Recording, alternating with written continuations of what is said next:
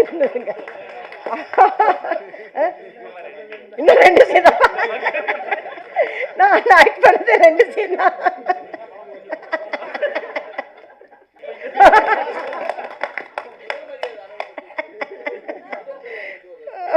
முதல் மரியாதை பத்தி சொல்லுவாங்க. முதல் மரியாதை ஞாபகத்திலேயே வரலைங்க சார் இப்போ எனக்கு. சார் நான் கதை சொல்ல மாட்டேன் சார். சார் எப்படி சார் நீங்க சொன்னது தானே சார் சொல்றேன். நான் எங்க சார் கதை சொல்லுவேன்? எங்க இருந்து கதை சொல்லுவேன்? படமே பார்க்கலங்க. நீங்க எல்லாம் நம்புங்க. நான் வந்து உண்மையா பேசுவேன், பிராங்கா பேசுவேன்.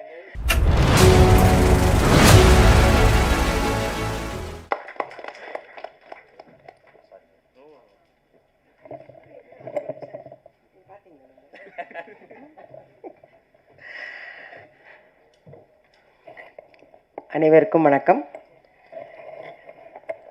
இந்த படத்தை பார்த்து பாராட்டின அத்தனை நல்ல உள்ளங்களுக்கும் என் அன்பார்ந்த வணக்கத்தையும் நன்றியும் தெரிவித்துக் கொள்கிறேன்.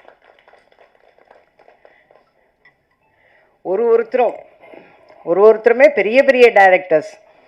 அவங்க வாயிலிருந்து வெறும் வார்த்தைகளாக வராமல் மனசுலேருந்து அடி மனசுலேருந்து வந்த வார்த்தைகள் அத்தனையும், அந்த வார்த்தைகளே வந்து நம்மளை படம் பார்த்து வச்ச ஒரு எஃபெக்ட் கொடுத்துருச்சு.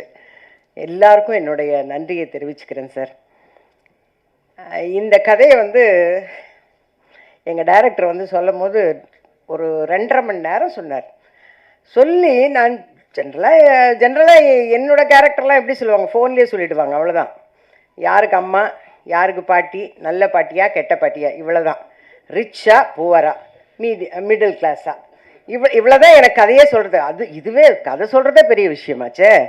அதனால் இவ்வளோ தான் கேட்போம். ஆனால் இவர் மட்டும் இல்லை, நான் வந்து வீட்டுக்கு வந்து உங்களுக்கு கதை சொல்லணுன்னார். அவ்வளோ பெரிய கதை கேட்கணுமா நம்ம? சரின்னு வர சொன்னேன். வரும்போதே பிரசாத்தோடு வந்தார். பாமன் சாமிகள் கோயிலுக்கு போயிட்டு பிரசாத்தோட வந்து ஆரம்பித்து சொன்னாருங்க. நான் அழுவுறேன் தேம்பி. ஏன் சார் இவ்வளோ நேர்மையாக இருக்கணும்? அந்த ஆளை ஏன் சார் இப்படி கஷ்டப்படுத்துறீங்க? அது எதுக்கு சார்? யாருக்கோ பரிசு விழுந்தது, அதோடு விட்டுட்டு டிக்கெட்டை விற்றாரா இல்லையா, அது கூட காசே ஒழுங்காக கொடுக்காம போயிட்டார், அதோடு விட்டுருங்க சார். பாவமாக இருக்குது சார், கஷ்டமாக இருக்குது சார். அழுவுறேன், நான் கதை கேட்டு அழுவுறேன்.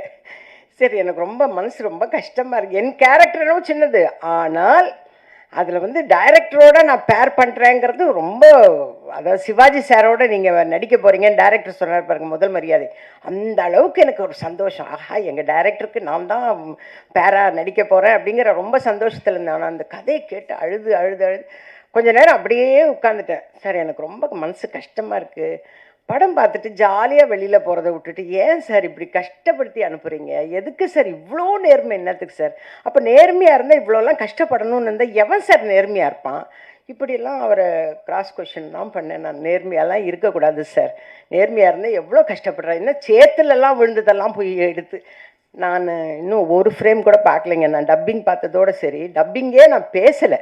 டப்பிங்கில் எங்கள் டைரக்டர் வந்து அந்த 500 ரூபாயை தொலைச்சிட்டு தேடுவார் பாருங்க. இப்போ நினச்சாலும் எனக்கு அவ்வளோ கஷ்டமாக இருக்குது. ஏன்னா ஒரு பக்கம் எங்கள் டைரக்டரை பார்க்குறேன், இன்னொரு பக்கம் ஐயோ அந்த மனுஷனுக்கு ஒரு 500 ரூபாய் எங்கே, ஐயோ அங்கே தான் இருக்குதுன்னு இப்படி சொல்லணும் போல இருந்தது. அந்த அளவுக்கு டைரக்டர் ஐயோ அவ்வளோ அற்புதமாக பண்ணிட்டார். எனக்கு சமுத்திரக்கனி சார் பார்த்தாவே பொறாமையாக இருக்கும். நான் ஃபஸ்ட்டு டேலேருந்து சொல்லியிருக்கேன், அது எப்படி சார் அங்கே ஹைதராபாடுக்கு போனால் வில்லனாக வந்து அசத்துறீங்க, இங்கே வந்தால் இந்த மாதிரி சாஃப்ட் கேரக்டர் வேணுனே உங்களுக்குன்னே எழுதுன மாதிரி இருக்குது சார் இந்த கதை அப்படின்னு ரொம்ப பொறாமப்பட்டேன் நான். கதையை சொல்லிடாதீங்க ஏங்க, இத்தனை பேர் பேசும்போதே சொல்லிட்டாங்க நேர்மைன்னு. அப்புறம் நான் எங்கேருந்து கதை சொல்கிறது? நான் கதை சொன்னேன்னா திரும்ப அழுவேன். இப்போவே எங்கள் டைரக்டர் 500 ரூபாயை தொலைச்சிட்டு தேடினாருன்னொன்னே எனக்கு மனசு கஷ்டமாக இருக்குதுன்னு சொல்கிறேன். அது நான் கதை சொல்லிவிடுவேன். நான் படமே பார்க்கலையே, ஆனால் டப்பிங்கில் பார்த்து நான் டப்பிங்கே பேசலை சார். நான் கிளம்புறேன் சார். செந்தில் சார் வேறு வந்து நின்றுட்டார், ஏன்னா அவர் கோ ப்ரொடியூசர் ஆச்சு, வந்து நின்றுட்டார். டப்பிங் பேசாமல் இந்த பொம்பளை எங்கள் வெளியில் போச்சு சார். எனக்கு எப்படின்னு எனக்கு செஸ்ட் பெயின் வருது சார். 10 லட்சம் ரூபாய் செலவு பண்ணி ஆர்ட் ஆப்ரேஷன் பண்ணேன். இந்த படத்தை பார்த்தா திருப்பி எனக்கு இன்னொரு ஆப்ரேஷன் நடக்கணும் போல இருக்குது. அந்தளவுக்கு ரொம்ப கஷ்டமாக இருக்குது சார். என்னால் டப்பிங் பேசவே, நான் பேசுனதே 2 டைலாக் தான், அதுவே என்னால் பேச முடியல. இவங்களோட ஆக்டிங்கை பார்த்துன்னு இருக்கேன். சார் அந்த சாங்கை போடுங்க சார், அந்த சீன் போடுங்க சார், சீன் போடுங்க சார். வேணாம் நீங்கள் டப்பிங் பேசுகிறீங்க. இந்த அளவுக்கு அவ்வளோ பாதிப்புமா இந்த படம்.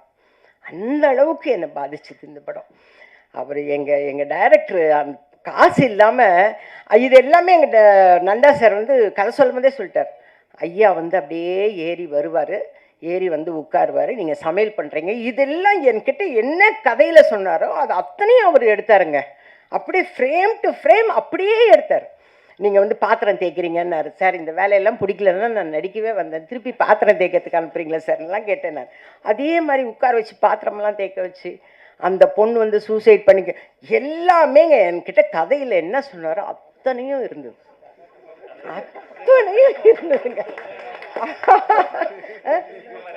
இன்னும் 2 சீன் தான் நான் ஆக்ட் பண்ணது, 2 சீன் தான். அவ்வளோ இருந்தது. அப்புறம் கிளைமேக்ஸில் வந்து அதே மாதிரி அந்த அவங்க ஒய்ஃப் சீன் சொல்லுங்க. என்னையா எதையுமே சொல்ல வேணான்றீங்க, அப்புறம் என்னைக்கு எது பேச சொன்னீங்க? நான் சார் நான் படமே பார்க்கல சார், எப்படி சார் நான் சொல்லுவேன்? நான் அவர் கதை சொன்னதை வச்சு நான் கதை சொல்கிறேன் சார். நான்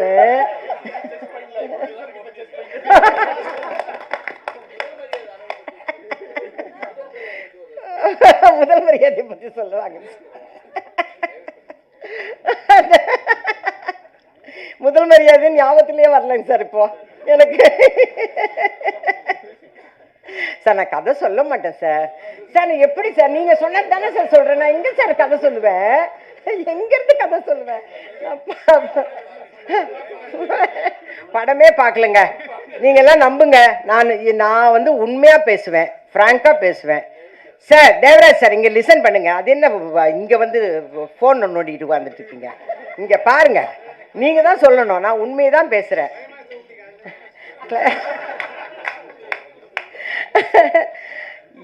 இந்த பாப்பாவோட கேரக்டர் வந்து ரொம்ப நல்லா இருக்கும். யதார்த்தமா எல்லா வீட்டு பொம்பளைங்களும் என்ன பண்ணுவாங்களோ அதை தான் அந்த பாப்பா பண்ணியிருக்கு. ரொம்ப நல்லா பண்ணியிருக்கு. ஏன்னா இதெல்லாம் டப்பிங்கில் பிட்டாக பார்த்தது, அதை பார்த்தே நான் சொல்கிறேன். நான் அவ்வளோ நல்லா பண்ணியிருக்கு.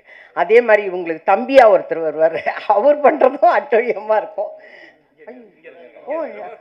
நீங்கள் பண்ணுறதும் இதெல்லாமே உங்கள் டைரக்டர் தாங்க கதை சொன்னார். அந்த மச்சான் கேரக்டர் என்ன பண்ண தெரியுங்களா அப்படின்னு இதெல்லாம் சொல்லிட்டார். நான் என்ன சார் சொல்லலை சார், நான் கதையெல்லாம் சொல்லலை.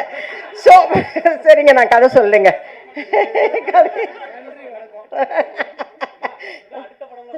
ஐயோ நான் சார் கதை சொல்லலை சார், விட்டுடுறேன் சார். ஓகே, கிளைமேக்ஸில் பட் கிளைமேக்ஸ் சொல்லி முடிக்கணும். ஏன்னா தேவராஜன் சொன்னார், இவரும் சொல்லிட்டாரு, மூர்த்தி நீங்கள் சொல்லிட்டீங்க, அதனால நான் சொல்லிடுறேன். கிளைமேக்ஸில் அதாவது எப்பவுமே சினிமாவோட இதுவே என்னன்னா, வில்லனாக வில்லத்தனம் பண்ணிக்கிட்டே இருந்தான்னா அவனுக்கான பனிஷ்மெண்ட் இதுதான். ஸோ நீங்கள் வந்து கெட்டவங்களா இருக்காதீங்க அப்படின்றது தான் மாரலாக வரும். அதே மாதிரி ஒருத்தர் நல்லவங்களாக இருந்தால், நேர்மையானவங்களாக இருந்தால், படாத கஷ்டமெல்லாம் படும் போதே நமக்கு வந்து நேர்மையாகவே இருக்க வேணாம் ஐயா அப்படின்னு தான் தோணும். ஆனால் அவங்களுக்கு நேச்சராக பார்த்து, யூனிவர்ஸாக பார்த்து கொடுக்குற ஒரு பரிசு தான் வந்து அவங்க ஒய்ஃபுக்கு வேலை, அந்த குழந்தைக்கு ட்ரீட்மெண்ட். போதுமா சார்? இவ்வளோதான் சார், இவ்வளோதான் சார் சொல்கிறேன்.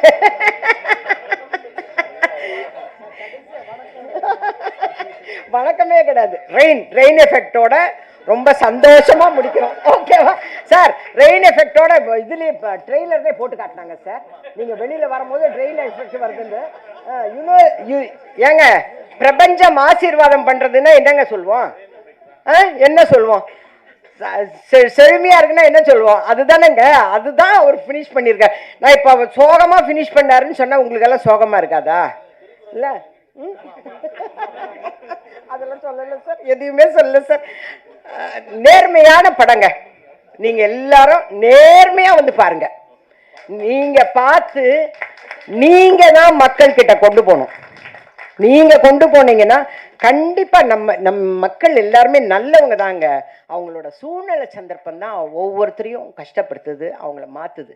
அப்படி இருக்க வேண்டான்னு கொண்டு போக வேண்டியது உங்கள் கையில் தான் இருக்குது.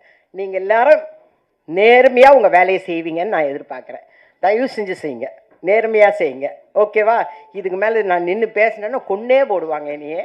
அதனால் இந்த அருமையான நேர்மையான படத்தில் நானும் ஒரு ஓரத்தில் நின்று இருக்கிறேங்கிறது வந்து ரொம்ப சந்தோஷமான விஷயம். அதுவும் எங்கள் டைரக்டரோட சேர்ந்து இருக்கிறேங்கிறது ரொம்ப ரொம்ப சந்தோஷமான விஷயம்.